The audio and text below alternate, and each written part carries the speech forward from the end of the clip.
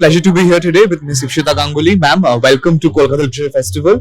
And let's start by talking about what you expect from your session, which is curiously titled Poetry in Motion.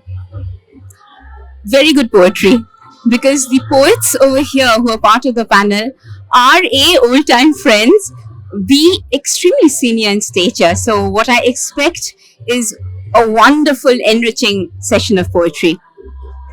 Let's talk a little bit about your book here. So, if you can maybe point you to the camera again.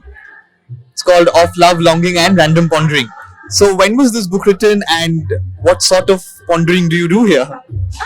So this book was the reason I got it over here is because this was launched. This is my first book ever, and independent anthology that is. And this was launched here in the year 2017 in Book Fair itself. So what kind of pondering do I do? All kinds of pondering. If you remember last time I was here, I was privileged to be here. It was my other book that was called Rooted India 75 and We the People. And that book was a collection of emotions for India because last year was India's 75th anniversary. This book is a book of, as it says, random ponderings, love and longing. So it's romantic, but not entirely that. There's a lot of romantic poems in there, but it's also a lot of poems about this, that, and the other, about life in general. Wonderful. For those of us who have not yet managed to read Rooted, how would you describe it? How would you describe your outlook towards the book? And how would you describe the overarching themes that ground the emotions that you said that you feel for your country? Rooted, right? Yes, that came very spontaneously. That book wasn't planned at all. So there was a time I was just writing, whatever I was writing came out for India. I always say poetry grips you and you're just blessed if it does. And so those were a whole lot of thoughts. It wasn't this happened or that happened or this is what one should do. But overarchingly, it's a question that I would like to leave the audience with, the readers with. That is, we are 75 years old. We are not too old. We are a relatively new nation because it's really our grandparents' generation who gave India independence. And they were ready to give up their lives and their livelihood. We have been brought up by these people. We remember them. Been taught our values by them. What they did their bit, and that was a very responsible thing that they did because they literally gifted us freedom.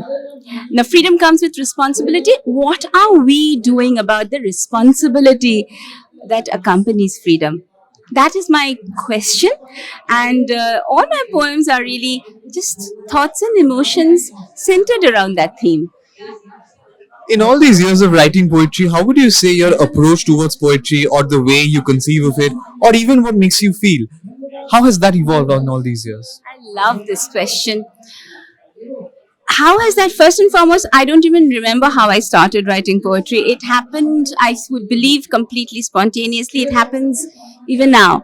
There is something that just twirls in your head, it catches hold of you, and you have to write it because if you don't write it, you feel sick.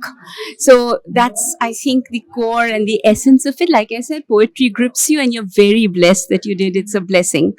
But of course, then the other bit comes as to how you want to arrange it or organize it or the kind of words you'd like to put in, which word to put in, which word not to put in. But trust me, the way I always say this, poetry is a state of mind.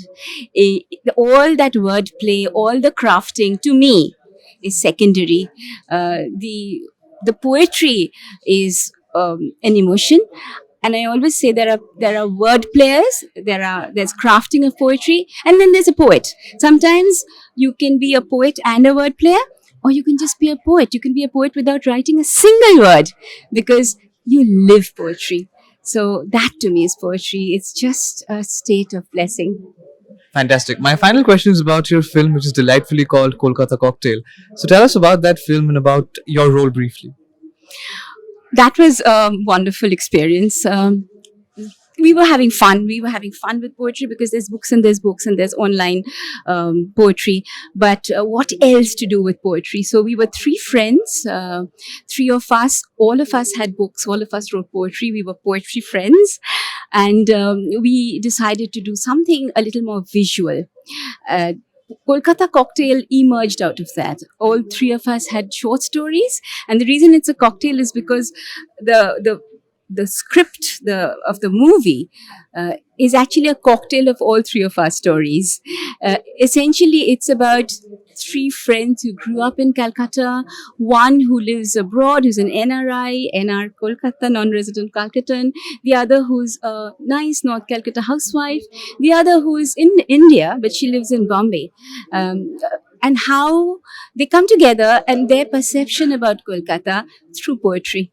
So it's a very beautiful it's a very beautiful journey actually, both for the protagonists and also for those of us who are part of the movie. I play Pragya, the person who's a corporate person living in Bombay. It was lovely. Wonderful. Thank you so much, ma'am. Have a great time at KLF. Thank you so much for having me here.